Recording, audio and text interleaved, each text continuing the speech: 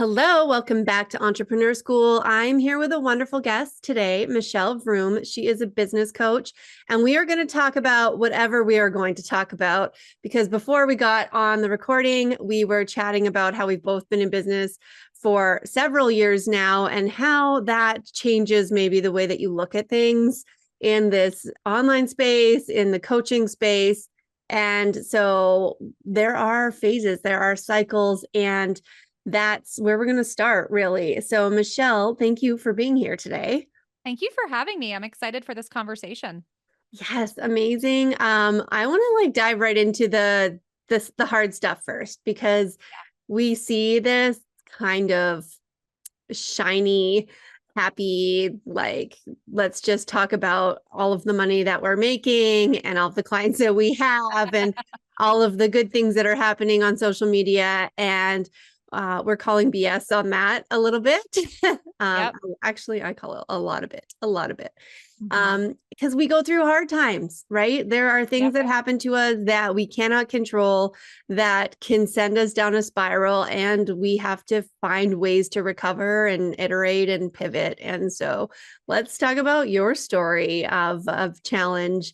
And you're a mom of three and you're a business owner. And if that's not challenging enough, Right. What is? yeah, exactly.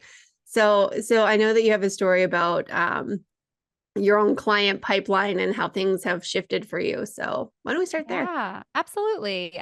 So I've been in business for 8.5 years. I'm a mom of three boys, and I don't know that I feel like the boys, like the three boys, adds another layer here of just absolute energy and sometimes chaos. But I've always been running a business with a child at home. So I started my business when my oldest son was 6 months old. So it's like I've never known kind of a life outside of that. So I've always had to be very kind of scrappy and like figure things out and figure out how to make this work without, full-time childcare and just all of that, juggling all of that is very challenging to begin with. Mm-hmm. For me, I come from a marketing background, right? So I've, done marketing prior to starting my own business for agencies. I've done marketing for, corporate like health insurance company. I worked for a global health insurance company for a couple of years. I've done marketing for nonprofits. So it's like I come from a marketing background. And while that's an awesome thing for my clients, it's not always easy for me to apply that to my business. And I just want to say that right out of the gate because the first initial, like, really big challenge I faced in my business came about a year into business. And you would think that I would have been able to figure this out and anticipate this. But looking at your business is totally different. No matter, I work with most of my clients are marketers themselves. They either have a marketing background or they do marketing for their clients or coach their clients through marketing strategy, et cetera. And it's like, okay, it's so easy for me to look at somebody else's business, but not my own through the same lens. And I think that's been challenging too. A year into business, I lost three clients in one day. And at the time I was doing done for you work. So I actually started as, a social media manager. I would write like website copy. Like I did any and all marketing things because I didn't really have a clear, picture of what I wanted to do. I just knew what I could do. Mm-hmm. And so I wasn't even into coaching. I moved into coaching kind of after this whole thing happened, but I was doing done for you work, right? So I was working with clients kind of on retainers. And in one day, I lost three of my clients, which at the time was most of my client base. And they were fairly big clients. And I think it broke down to two of them were existing like retainer clients who just didn't have cash flow anymore. Like it wasn't anything that I did. I think that actually would have been easier, like to be able to talk through if they were unhappy or something was going on. These were just fluke situations. And then the Mm-hmm. other was a client who had committed. We hadn't like officially gotten started yet, but they had committed to working with me. Boom, like we backed out. Okay. So, I'm literally sitting there. Not only that, I was 8 months pregnant with my second child. So I was 2 months out from giving birth, right? And who's gonna like how am I gonna go out and get another retainer client? Even if I had the leads, which I didn't, and I'm a marketer and I didn't have leads to go back to. I didn't have an audience to go back to. I didn't have, potential clients in the pipeline. Even if I had though, like I was about to have a child, like the timing couldn't have been worse. And I remember sitting on my couch, and I'm sure like pregnancy hormones played a role in this, but I remember sitting there being like, I should just quit. I could quit right now. Right? Like this is really hard. I could quit. What led to me not quitting, obviously, is that I knew that I would always wonder what if, and I wasn't okay with that. And so I kind of picked myself up like by my bootstraps and I started just networking in other Facebook groups, right? Like I had already kind of been doing a little bit of that, but I just sort of amped that up. I was like, okay, what can I do? Right? Like I can sit here and think about all the things that I can't do. And this is such a good lesson for business, I think. But what can I do? And so I decided that I was just going to network and just see what opportunities arose. Well, in a Facebook group, I connected with somebody who needed help marketing an event that she was running. And she needed someone to come on board for 2 months. It was like the perfect time frame right before I gave birth. Magic. That one um relationship actually turned into a 2-year ongoing client relationship that was very fruitful for my business.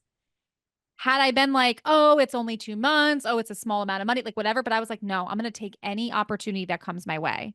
And so I share that because I think that we all go through times, and I have many, many more times, even more after reaching six figures. People think once you make a certain amount of money, everything's going to be great. It's not. There's so much I can say about that.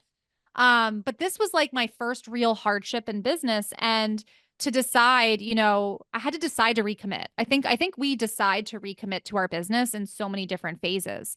What also came out of that situation was me realizing I never want to be in this situation again where a client doesn't renew or I lose a client and I don't have any other leads. Like that is Mhm. ridiculous. I don't want to be in that situation because I'm all about helping women be in control of signing clients. I'm all about helping women provide for their families, whatever that looks like.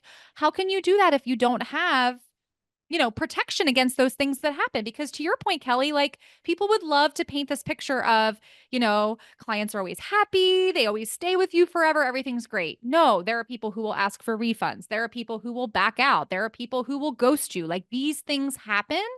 To me, they don't happen, often because I have like good boundaries in place and good relationships with my clients. I know who I'm marketing to, but it still happens. And so for me, I just realized like, where do I need to tighten things up? Like, where do I need to really step up as the CEO? And so it actually led to me creating a community of my own, of me creating leads of my own, and really marketing to those people and showing up in a different way. And what's interesting is I think it was probably about a year later, like the following year, it might have been 2 years later, 2 years after that incident happened, that first thing. I had a client back out after our first 30 days of working together, filled her spot the very next day, 24 hours later. I mean, Mhm. what a difference, right? Between that first, well, what was different? It's because I Right. had a community. It's because I've been actively marketing. Like I know Yeah. all these things, but it's so easy to not do them for yourself. Yeah, and I love this whole like story. We'll unpack a little bit more of Yeah. each of the phases of it too. Yep. I want to like come in and just relate so hard, first of all, to all of it. Yeah.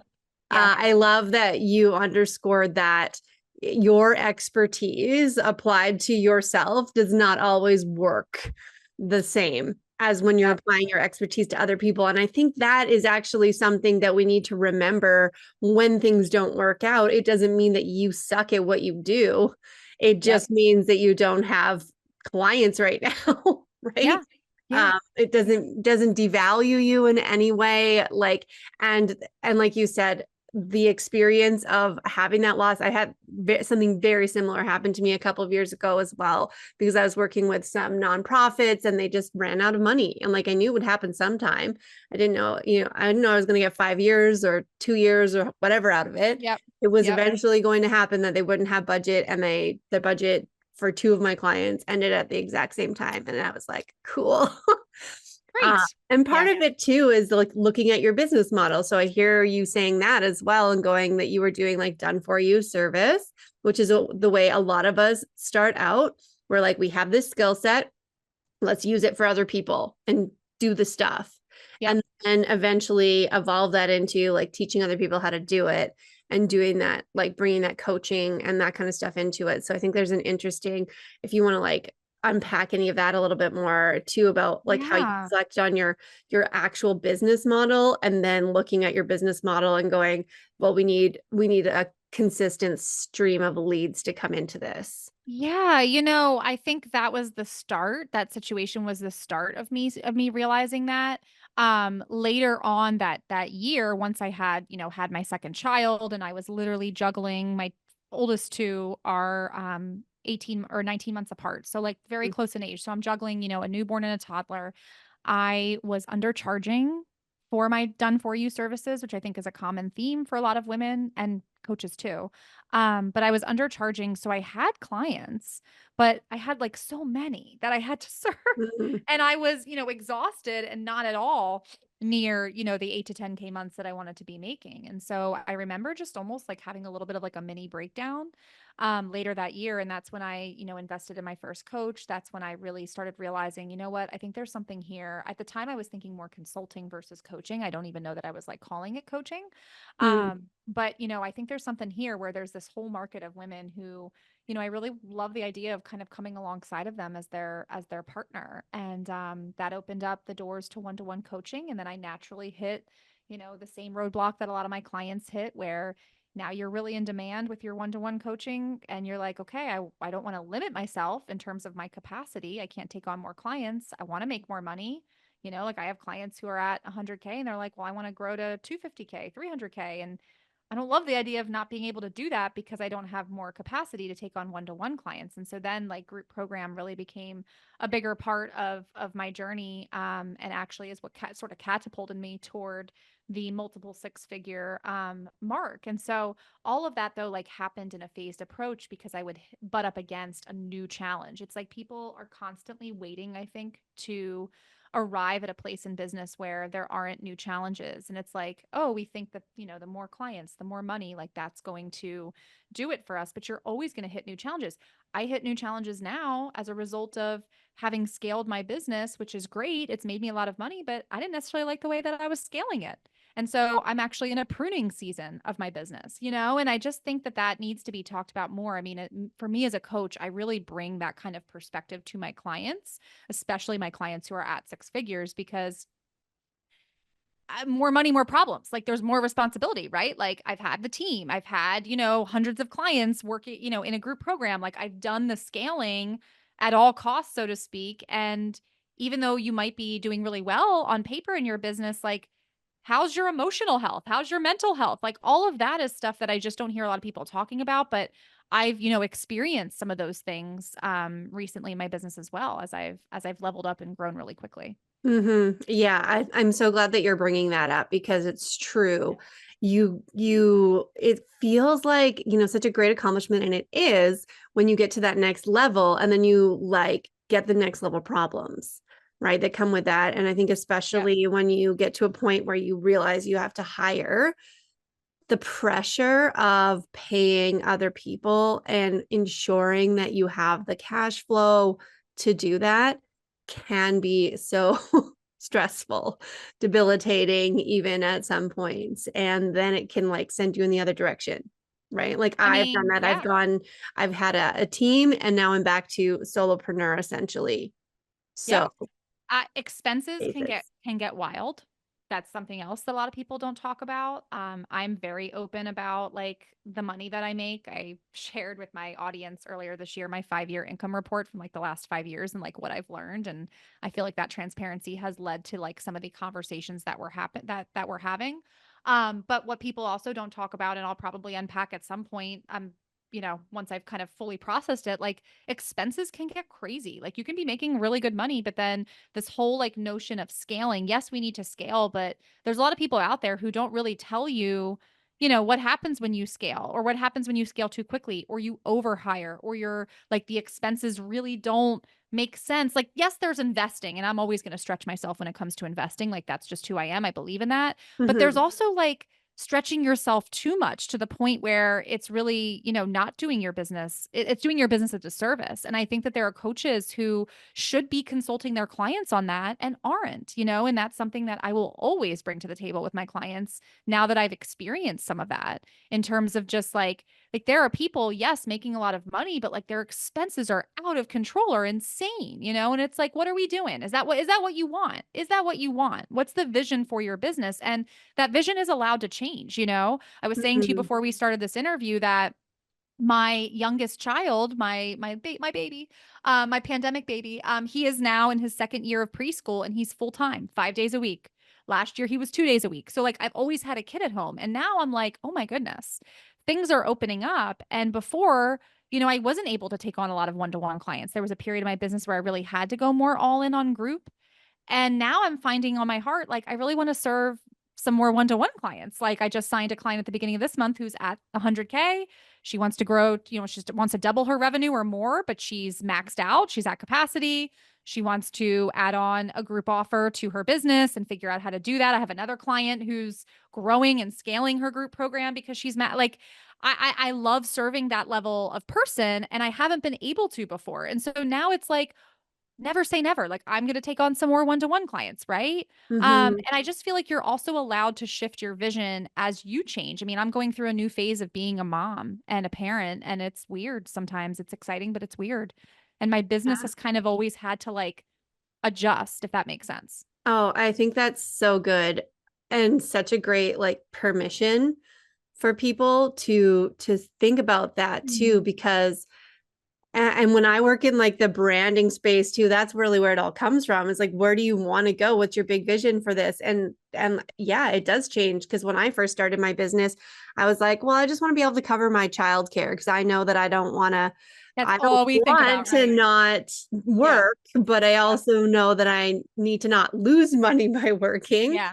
So Yeah. that was like my baseline vision at the beginning, which then after a few years, it evolved to this whole like growing a team and like thinking way bigger about it.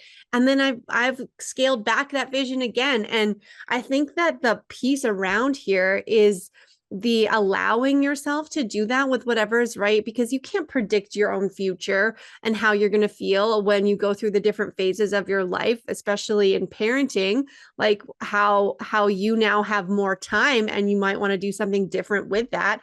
Or maybe somebody whose kids are going to school full time for the first time is like, I cannot wait to take every Friday off for myself and just only like do personal things and go to the spa more or work out more or whatever it is. It doesn't all have to be centered around your business all the time, because this whole podcast is about blending business and life together and really demonstrating how that looks different for every single person, and it's absolutely okay for you to choose what that is for you and to really like lean into it. So power to you, and thank you for that. Yeah, yeah, it's a conversation we are not having enough of. I have some clients who are maxed out with done for you services, and they're like, I don't want to grow an agency. I don't want to hire a team. What are my options? There's always options. But if we're not clear, or if we're following somebody else's definition of scaling, right? Or if we get like caught up in like scale at all costs, get to seven figures, do this, do that, but then we don't like the way we're doing it, it's like, I know I'm going to grow a seven-figure business. Like that's a when, not an if. But do I like how I'm doing it? Right? Like, I love, deeper relationships with my clients. I love, I have a couple clients right now who I've been working with for 3, 4, sometimes longer, years. And it's like, I love that. I love being able to go deep, especially with the one-to-one clients. And so that's just the way I operate. Like, I don't know that I'm the person who wants to scale with a $97 offer and people that she never talks to. So I think there are trade-offs. Yes, I think that we have to have the right expectations that match the direction we're moving in, but you are allowed to change your mind. You are allowed to make a different decision, once you get to a certain point.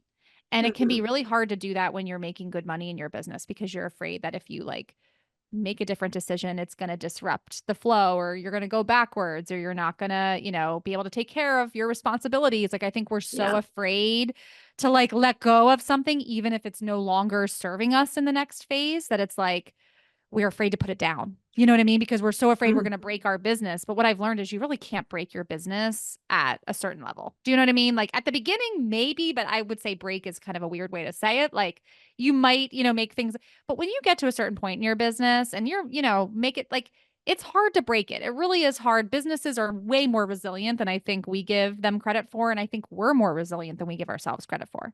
Yeah, and you mentioned earlier about being in like what you were calling a pruning phase, and I love Yes. that because Yep. it's such a good visual too on how you actually need to prune your garden and your trees and everything for them to come back with more flowers and with to be more full and look better in the next year. And all of this stuff takes time. So what is that looking like for you right now? I haven't like publicly announced this, though my current clients know it. But I'm happy to share it here because I think it's relevant to the conversation. I just announced my one of my bigger group programs that I've been running for 5 years. I just announced that we're closing it at the end of November, so 90 days from now. I still have another group program that I'm going all in on, and I'm taking on more one-to-one clients, and that was a really hard decision. Mm, Hundreds of people that I've served in there. The reason why I made that decision is because I know where I'm at right now in this stage of business and life. I want to take on more one-to-one clients. I want to go all in on the one group program that I have instead of trying to manage two different ones. And it just doesn't, I'm not able to bring my best, right? If I stretch myself so thin. And so pruning does, I think, mean simplifying things so that you can then maybe add on other things that make more sense. Like I have a lot of ideas, I just haven't been able to execute on them because I've been trying to manage and juggle all of these different things. And so I just made the decision like I think it's time to close this program to kind of, it's been amazing. It's led to so much in my business. Me closing it is not anything to do with like, oh, it's not working or whatever. It's actually a harder decision to make when it is working, but long term that's just not fitting the vision of what you want. And so I had to make that announcement to my clients this week. And I mean, they're all amazing. Like they understand there's disappointment, but that was a big thing that I've like it's been in the back of my mind. Like I wonder where this fits in the long-term vision. I didn't do anything or make any moves for a while until I felt certain. And I also wanted to, know how I was going to handle it with my clients and make sure that they still feel seen and taken care of. But that's really hard to have to do mhm. that. But if I don't, what is the alternative? It's burning Yeah. myself out. I mean, you see these business owners, these seven-figure, eight-figure business owners burning themselves out and then closing down their entire business. I'd rather prune and be able to build some things that make more sense in the long term than like get to a point where I've reached such a level of burnout that I actually have to shut everything down. Yeah, I love that you keep referencing that your litmus test for all your decision making is like, how do I want to operate? How do I want to show up? And how can I just be happy with the way that I'm doing it?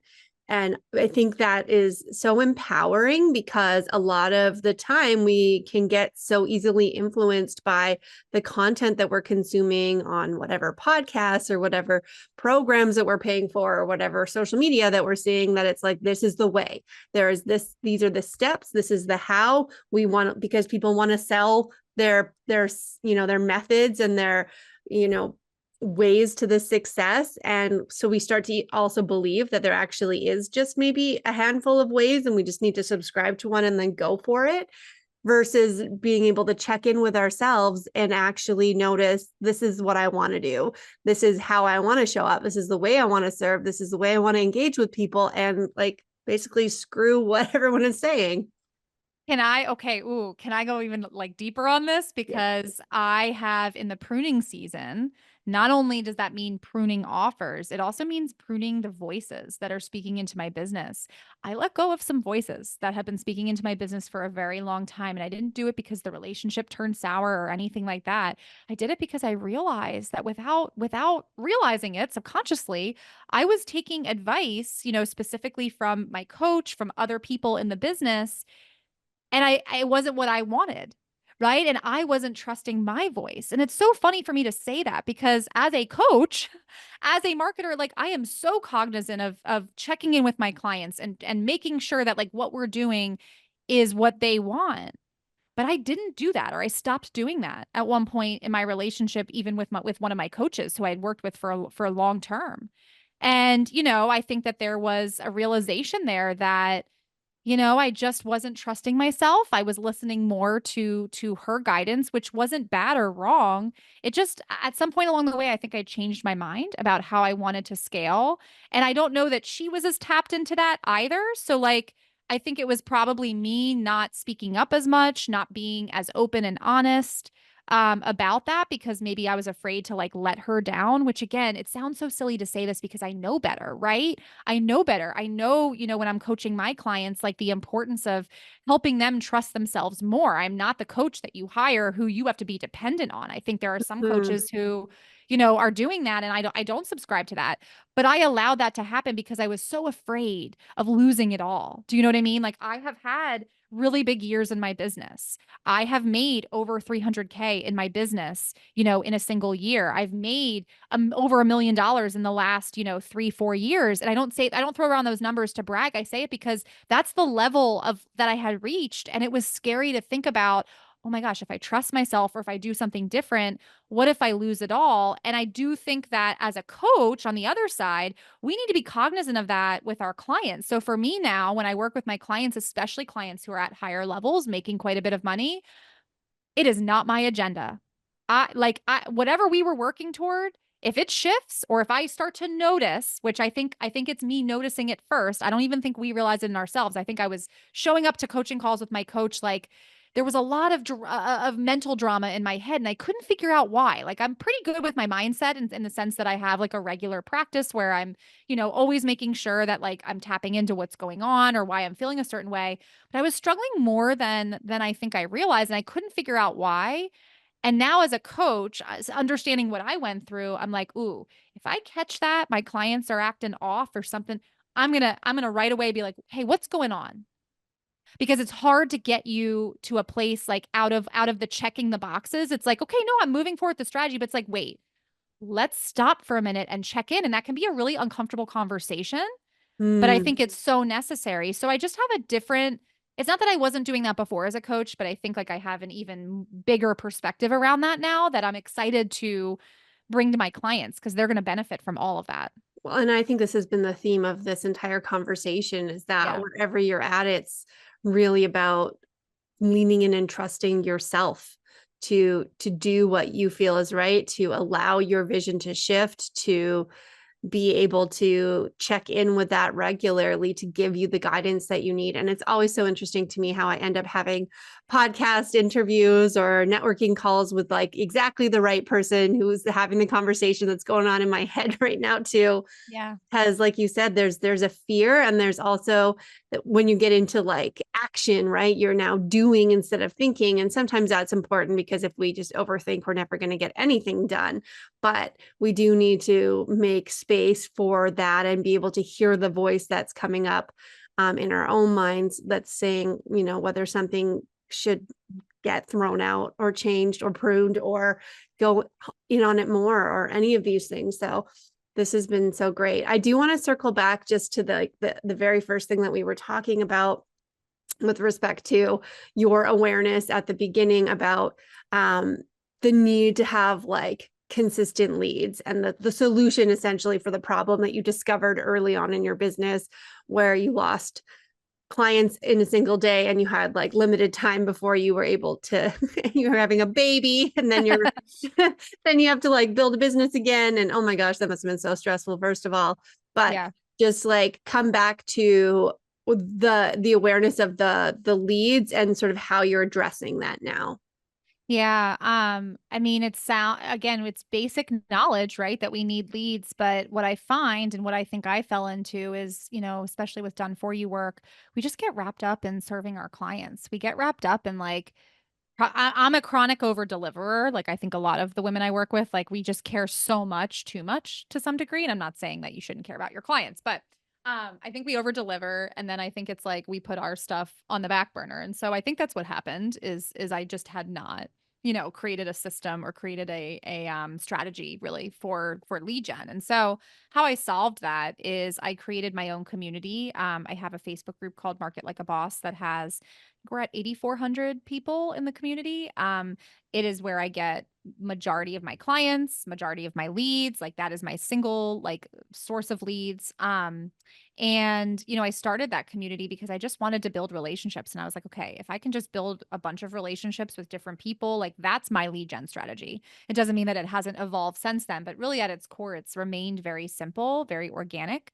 And, I love relationship building. And I think it shows like just from bringing people into that community. For me, what it allowed me to do is, especially because I was transitioning into coaching and consulting. And so I think like the timing of that also worked out really well because I was able to just show up and almost be the consultant, be the coach before they even hire me. Like I think the people who hire me are like, I already kind of see you as my coach because of the way that I show up in the community, the type of content that I share, the type of messaging that I share. I know it lends itself really well to that business model as well.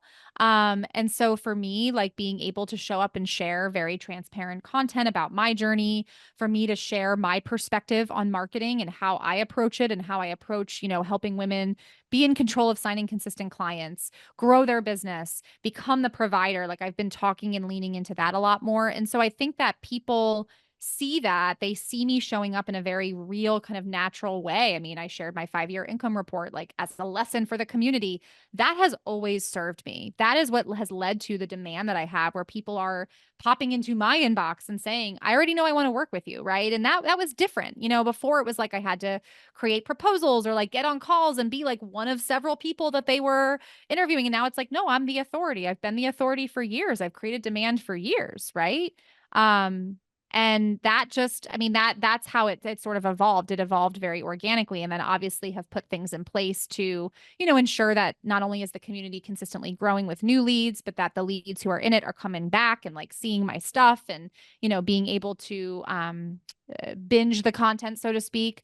I'm up leveling my content and my messaging as we speak as well. Like as I'm going through this pruning stage in terms of who I want to serve, I think that there's always an evolution of that of who do I want to speak to and what does that look like? The community Mhm. has evolved in terms of what I'm doing in there and how, but at its crux, it's the same, right? And we know all this. Those of you who are marketers, like who are listening to this, like, all this, you do it for your clients, but I almost feel like it can be more challenging for us because it's like, well, I could build leads over here. Or I could do this over here. Like we make lead gen so complicated. And I think because my lead gen has been very uncomplicated, it's been one core place that I bring in my leads. I have them get to know me. I have them get to know my style and my perspective and who I am as a coach. I speak to the level that they're at and the challenges that they're facing and what they want. And I do it over and over again, like rinse and repeat, right? And I think that a lot of people, especially when you start reaching a certain phase in your business and making a certain amount of money, they start shifting strategies, like almost too much so to where they're like throwing out inadvertently the things that did work. Mhm. And that can be hard to know, like, what do I need to let go of? What do I need to prune? What do I need to adjust? So I see some people like making really drastic changes. I've never done that. And I think that it served me well. Yeah. And I wanted to just bring that up for the Yeah. reminder of the need to create some system for yourself where you are Yes. constantly, serving somewhere in order to attract new clients. Because sometimes in the service businesses, we can just get overloaded with, oh, well, I don't need to do marketing right now because I have clients. And then all of a sudden, all the contracts end or Oh, something yeah. happens in the same day. And you're like, oh, crap, I forgot about that, or I didn't have time or whatever. So it's about prioritizing it. That is really sneaky too, by the way, because it's not like you notice it right away. Mhm. It's like turning the tap down. The water is still coming out. It's just not coming out as quickly, right? Like I think that's a great analogy for, you get serving a bunch of clients and you start to put your marketing on the back burner or it just because less time and energy is devoted to it. You won't notice it right away. And that's why it's so sneaky. When will you notice it? You'll notice it 90 days out. So, potentially 6 months out. Like I've gone through this cycle with many clients where they're like, don't have the leads I thought I should have. And I'm like, well, what were you doing the last 90 days? Serving my clients. I got too wrapped up and didn't. And we don't notice it right away. And that's why I think it sneaks up on you. Yep. Yep. I think we could just put a period at the end of that. Yeah. Yeah. Yep. Yeah, absolutely. Oh my gosh, Michelle, thank you so much for this conversation. I'd love for you to share where everyone can connect with you. They can come join your Facebook group. They can listen to your podcast. They can get you Yes. better. The Market Like a Boss Facebook group, absolutely. That's where I talk about, creating demand for your offers. And then what do you do when you have demand? How do you grow beyond that? So those are the conversations that we're having, and we're continuing to have more of them.